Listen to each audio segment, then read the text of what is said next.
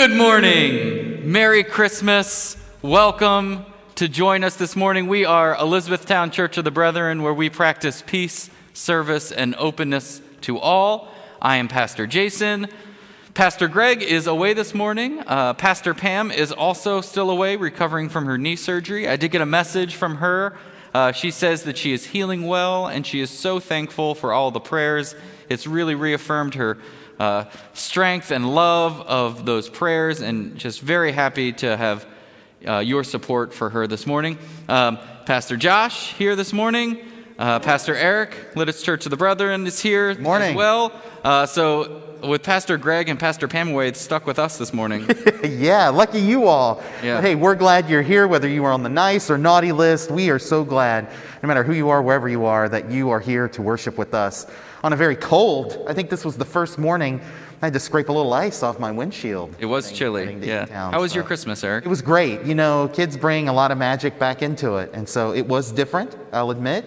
But it was very, very nice just to be home, good company with my kids, and just a lot of fun. How was yours? It was good. Christmas Day was good. It's always exciting, you know, for our first Christmas as a family of four. So yes, right. It's good. Christmas Day was very exciting, but it's still kind of Christmas. That's right. Third day of Christmas, right? That's absolutely right. French hens. And that's what we're going to talk about a little bit today. Yes, so we are. I do have a couple of announcements from on the Lidditz end, just so that you all know, because we've been, a lot of you have been tuning in for our Monday night Bible study. That is not happening this week, nor is our Tuesday night all-church Zoom call happening. They are on a brief hiatus so that the pastors can have a brief hiatus this week. So we will return in the new year. Just keep an eye on your email. We'll get that information out to you as soon as possible. So it's a pretty quiet week, we hope, for a lot of folks. But yeah, and we did not have adult Sunday school this morning, but we are going to be returning next week. Paul and Sandy Brubaker are going to be talking about the Haiti Medical Clinic program that's run by the Church of the Brethren. They'll be sharing a little bit about that program next Sunday. So we'd love for you to join us at 9:15 next Sunday. And you can find those links on our website under live events. That's great. I think that's all the announcements that I have. Before you go, though, I would love to see some love in the chat for Josh Tyndall and all the work that he did for the Christmas Eve service, as well as our guys in the sound booth today. I mean, we had no idea we would still be doing this all these months later. And so, guys, we love you for all the tech stuff that you've done throughout the year. And so let's show that appreciation in the chat. I think it's a great way, a small token of way we can all say thank you. Thanks, guys. But tell us about today. I will tell you all about today. So, folks, the prophets were pretty radical dreamers. And I think one thing is they had hoped, they had longed for Christmas long before Bethlehem, long before the manger. They were writing about this. They were filling the people's hearts with such hope and eager anticipation. The prophet Isaiah says it extremely well as he writes this wild and outlandish vision for what the future would hold under the Anointed One. When he says in chapter 2, he says, "The Anointed One will judge between the nations and settle disputes for many peoples. They will beat their swords into plowshares, and their spears they will turn into pruning hooks. Nation will not take up sword against nation, nor will they train for war no more." I listen to a lot of Christmas radio while I drive around in my car, and one of my favorites that pops up is the song that was written by John Lennon and Yoko Ono, and that is the Merry Xmas Song War Is Over. And so this morning, as our call to worship, I'm going to read a few of the words that they had written in response to protesting the Vietnam War in the very early 70s. It's pretty profound, especially when you hear the children singing their part in the background. But it begins by saying, "So this is Christmas, and what have you done? Another year over, and a new one has begun. And so this is Christmas, I hope you have fun. The near and the dear ones, the old and the young. It's a very Merry Christmas and a Happy New Year. Let's hope it's a good one, without any fear." And all the while, the children in the back singing the very prophetic words of because Christmas is here, they're singing, "War is over. If you want it, War is over now. This is the story that Christmas will continue to tell this year, every year, this day, and every day. Merry Christmas. Let's worship together.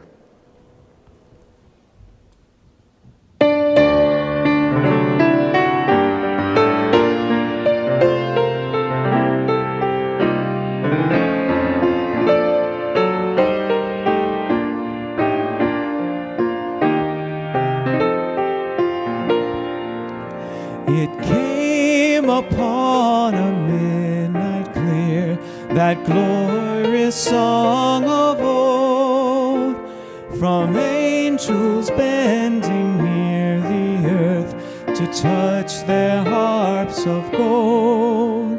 Peace on the earth, goodwill to all, from heaven's gracious King. The world in solemn stillness lay to hear the angels sing. Still through the cloven skies they come, with peaceful wings unfurled, and still their heavenly music floats o'er all the weary world. Above its sad and lowly plains they bend on hovering wing, and ever o'er its babel sounds the blessed angels sing. And you beneath life's crushing load, whose forms are bending low, who toil along the climbing way with painful steps and slow, look now, for glad and golden hours come swiftly on the wing. Oh, rest beside the weary road and hear the angels sing.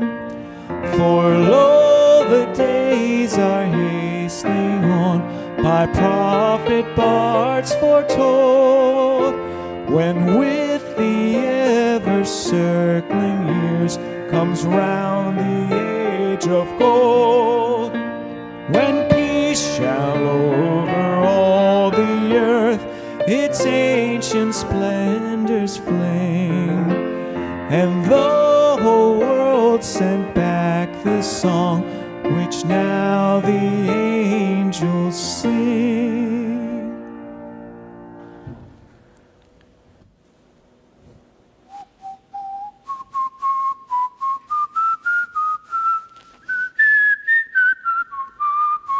Jason, Hey, how's it going, man? Merry Christmas. Yeah, Merry Hey, Christmas. I heard you whistling a Christmas song. I was. That means you're in a better mood, right? That means your Christmas spirits have been lifted. Than I was last week, yeah. Yeah, that's great. Christmas That's was, great. yeah, I love Christmas, you know? I just needed that reminder Needed that, that little boost, right? yeah, get That's right. the spirit of the season and What it's yeah. all about. What were you? I know what you were singing there just now. Do you? I do. What was it?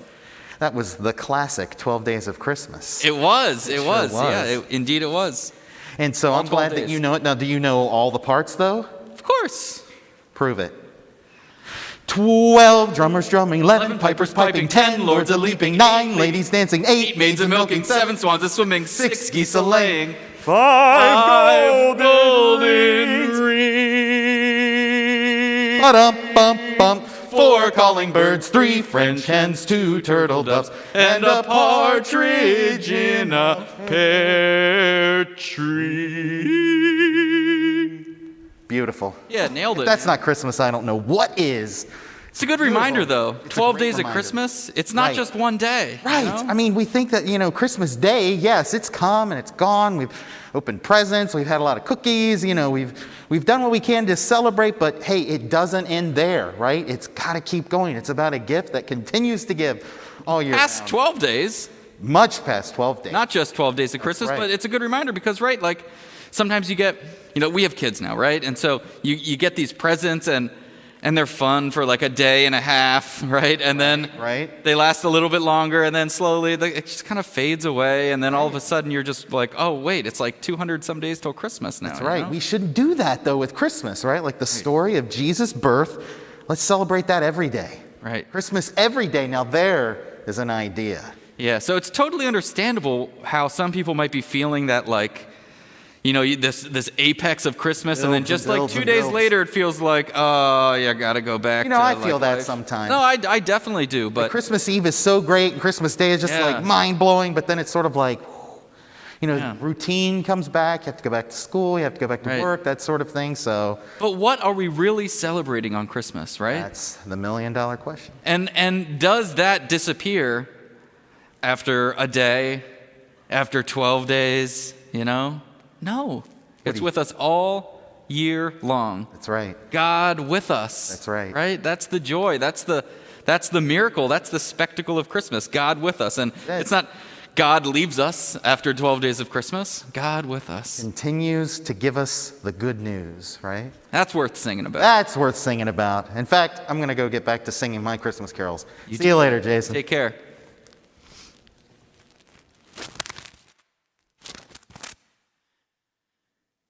Well, one of the best ways that we remain connected with God with us is through prayer.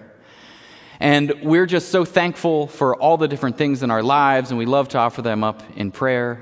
But we also have plenty of concerns and prayers that we want to lift up for others that are in our lives. So as always, I would encourage you, if you have anything special that you would love to share with our community, to enter that into the chat so that others may lift that up in prayer. But at this time, you can join us for some moments of silence.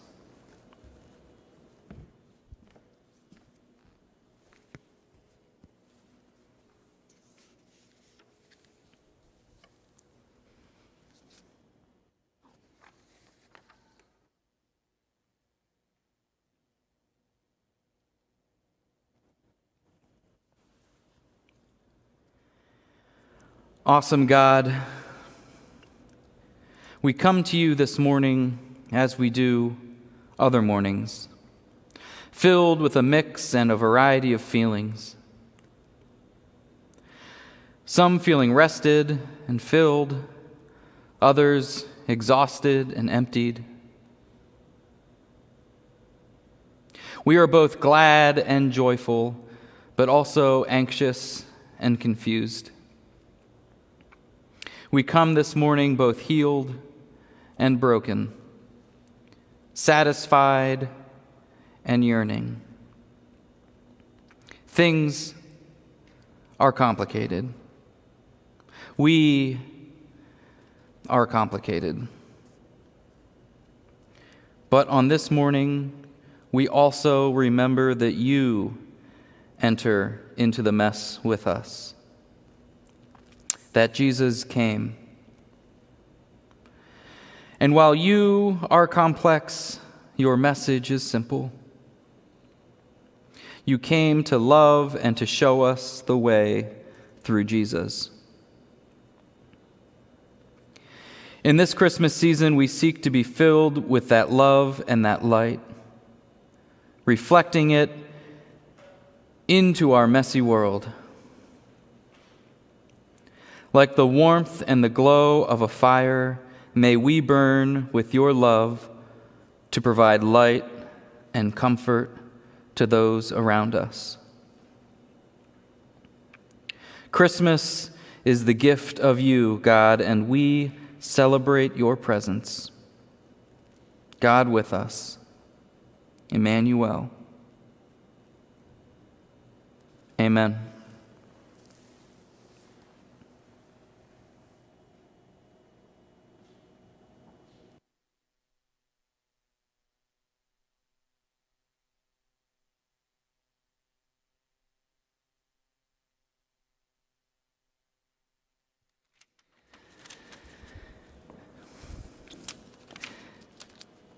This morning, we have plenty of different opportunities to give as we do any morning. This is a time of year where we get to experience the joy of giving gifts to others as we sit there and watch them unwrap a present that we've thought about and wanted to give to them. And it's also that time where we receive gifts. I know at our house we always love every day of this season because new Christmas cards come in the mail, and it's just exciting to open them and to see them and to feel the love of a community. Giving is important. We have lots of opportunities to give within this congregation, and you have given so generously throughout this year. So we're thankful for all of your giving.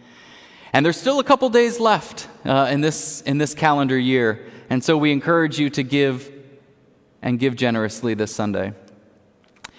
As always, there are unique opportunities within programming that happens here within the church.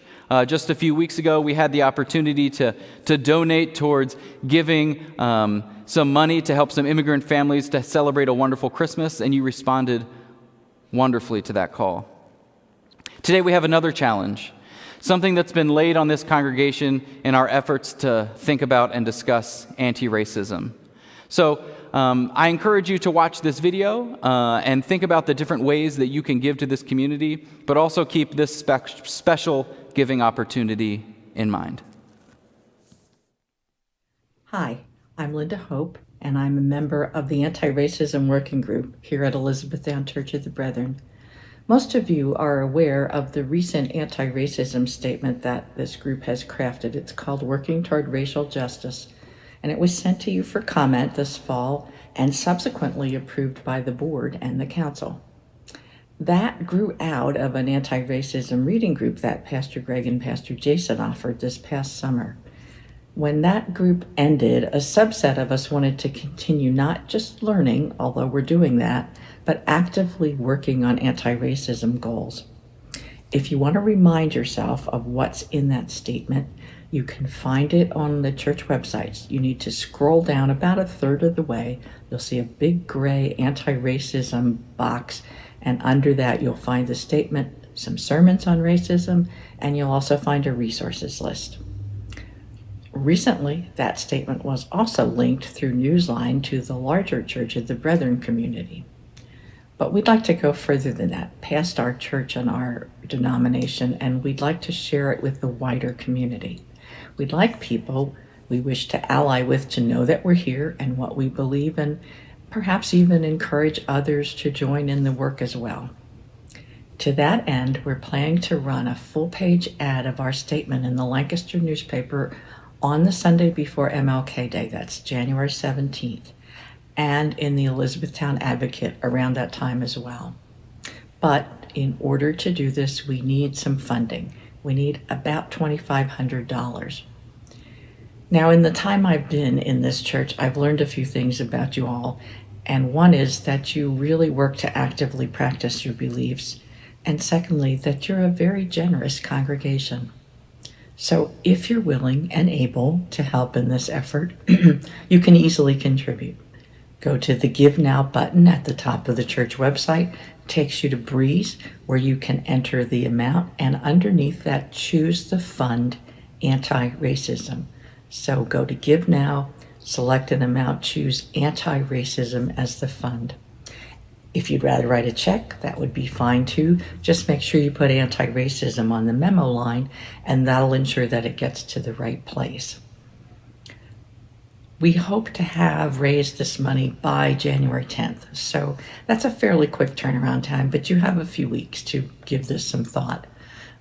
Should we raise more money than we need for this purpose, we have other anti-racism activities that we've been planning and thinking about, adding to the library, guest speakers, and other kinds of things. So if there are monies left over, we will use them for further anti-racism activities. I want to thank you ahead of time for your generosity. Thank you very much. I hope that you're enjoying a warm and a safe holiday season. Thank you.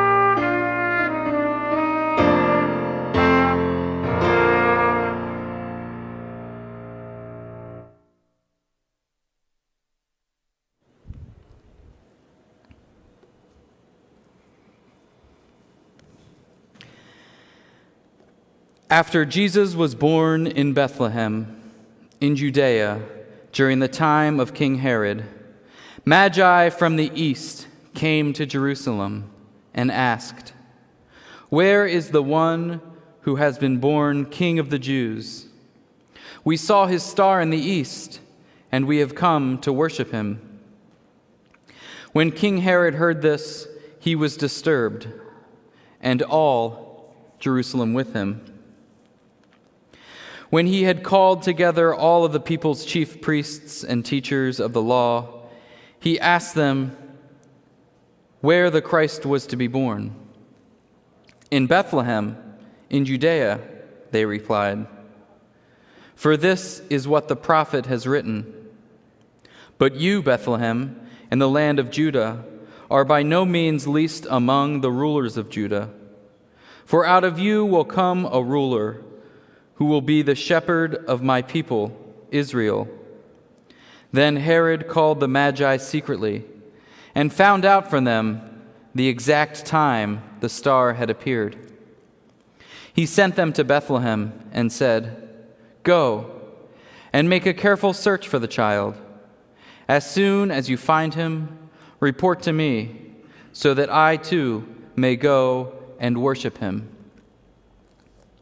After they had heard the king, they went on their way, and the star they had seen in the east went ahead of them until it stopped over the place where the child was. When they saw the star, they were overjoyed.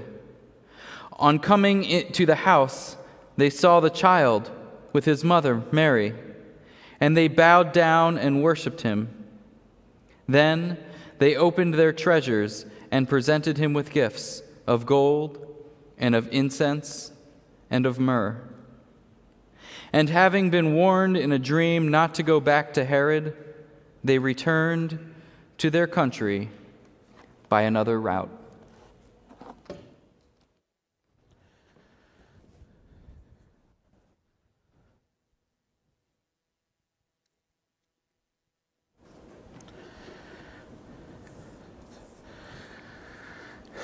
And so this is Christmas.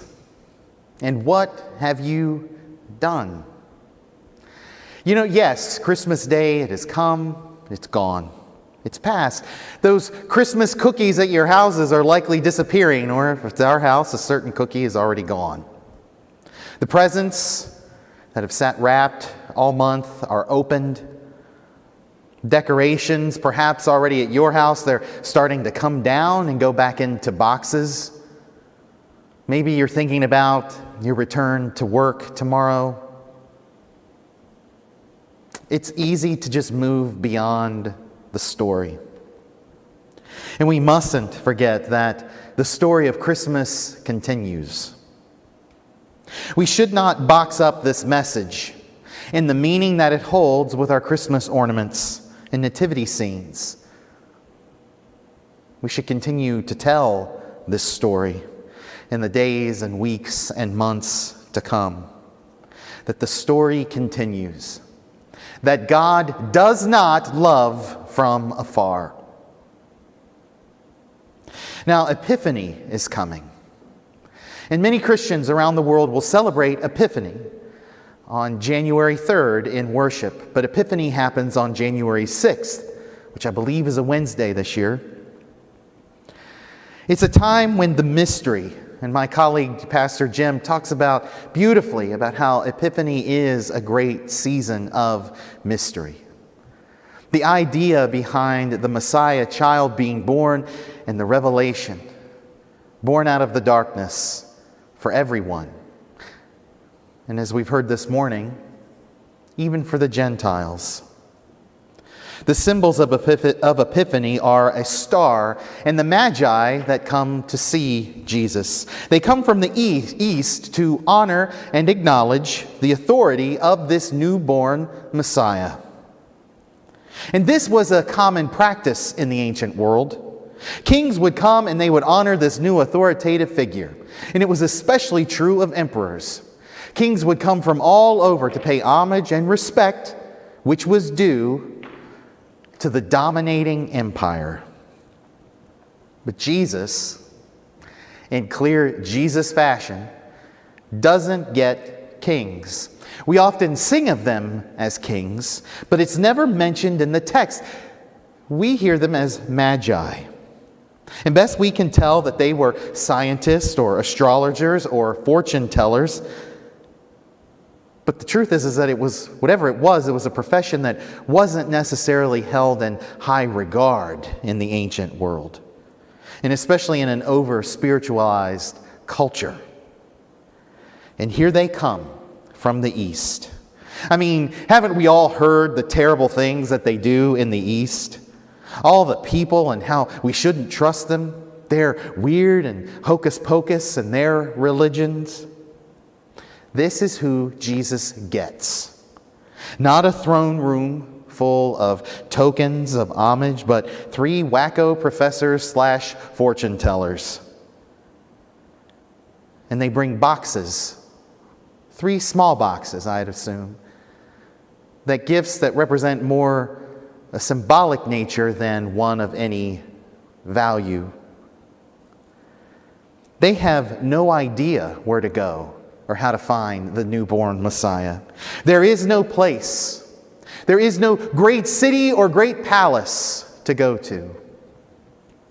And so they follow the star, the great symbol and sign of Messiah birth, the great symbol and sign of Epiphany, the revelation that this one who was promised so long ago is born.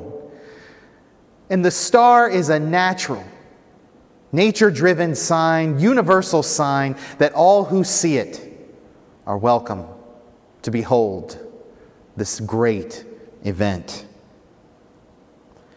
It was a sign for each and every person. And here we hit at the main focus of what Matthew's been doing all along in his gospel. Pointing people to rescue. Pointing Jesus as a man and a savior for everyone. Not just a select few. Not just for a social club or those who buy into it. Now, if we think about this, the Magi from the East, the outsiders coming to honor the newborn Messiah, we can learn a great deal about ourselves and our relationships to others. Even Herod's response to the Magi as they come. In psychology, there is a basic rule that as we develop and learn from our environment, that we first learn about ourselves, the interpersonal psychology. And from there, we learn about those who are like us in our immediate surroundings. So think of your family. And then from there, we go on to learn about the larger culture and larger world that exists around us and how we fit into the greater, larger picture. Richard Rohr connects this same level of psychology to the spiritual journey, a spiritual path much like the Magi were on in search of the Messiah. He says that in our infancy, we learn first the great struggle of how we give ourselves the love and dignity and respect that we're due and freely given by God. How do we awaken our own sense of self-worth? How do we discover our inner God beauty? And how do we share that then with our next phase of the journey? Where we learn to love our spiritual family. Maybe we learn to love other brethren. Or if you're Methodist, you learn to love Methodist. Or if you're Catholic, you learn to love the Catholic Church. But the idea is that we next learn to love those who are immediately surrounding us. The great leap, and the greatest and most difficult leap, is learning to love those beyond, in the larger world, especially from a spiritual and theological perspective. It's a game of us versus them that we create time and time and time again. Certainly Jesus came to save the Jewish people, the Hebrew people. He was their long prophesied, promised Messiah. But yet, he comes with very little fanfare, little pomp and circumstance, and is adored first by those shady characters coming from the east. Again, hinting at the universal message of what Christmas is all about. Growth occurs when we extend our love not only towards those who are like us, but those who are very different from us. And sadly, most folks can't quite make it past that stage of spiritual growth or journey or development. We often do get stuck in the rut of we love other brethren, we love our like-minded friends at school. Folks learn only to love those with the same skin color, the same upbringing, where they were from. They love those who hold the same politics, the same practices, the same sexuality, the same line of work. It's a small and extremely inclusive worldview. Spiritual maturity is that third huge step in learning to love, not from afar, those who aren't like you. To discover, honor, and acknowledge the dignity and worth of each and every person. And this is the message of learning to love those not like ourselves. It is the Christmas story. The realization that the star in the sky, the universal sign from God and of nature and of the larger cosmos, that the Messiah is born, and all may see, that all may know how to begin the path, to begin the journey towards this long-awaited Savior. And so we must learn to love as the Messiah loves. The Grinch must learn to love the Who's, radically different from himself. Scrooge must learn to see the worth and dignity of those who live around him. He must learn never to look down upon them, but give them the dignity and self-worth that they deserve. This kind of outward love is the path that Christmas begins. And so the story doesn't end here. We continue on. We continue to live a life of Christmas. We continue to live a life of humility,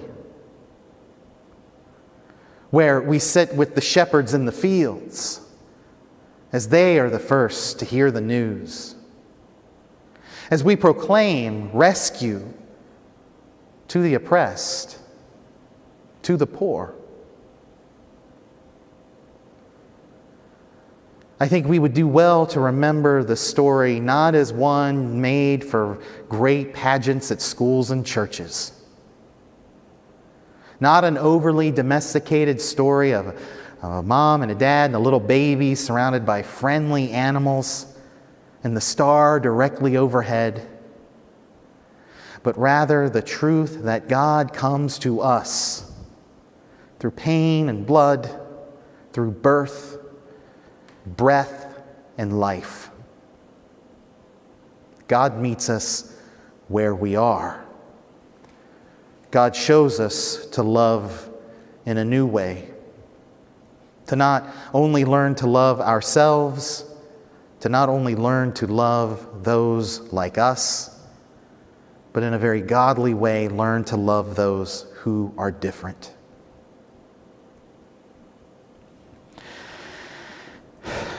We are going to wrap up the service. So it's going to be a little shorter today, I guess, right? But we're so glad that you all tuned in today. The Christmas story for me was, I was reflecting on some of the words of John Lewis, who we lost. It was a giant this past year. And he has this to say about the journey of integrity, the journey of peace, the journey of love. And so as we go today, may this be our benediction.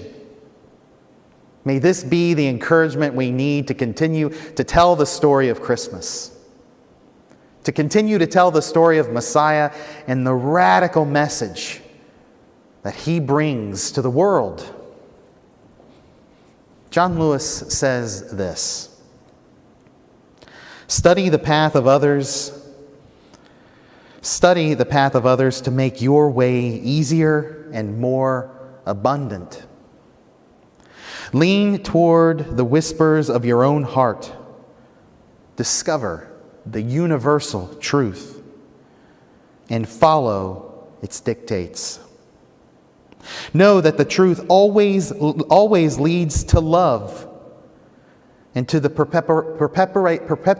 that's a tongue-tied, perpetuation of peace. My apologies. Jason's laughing at me.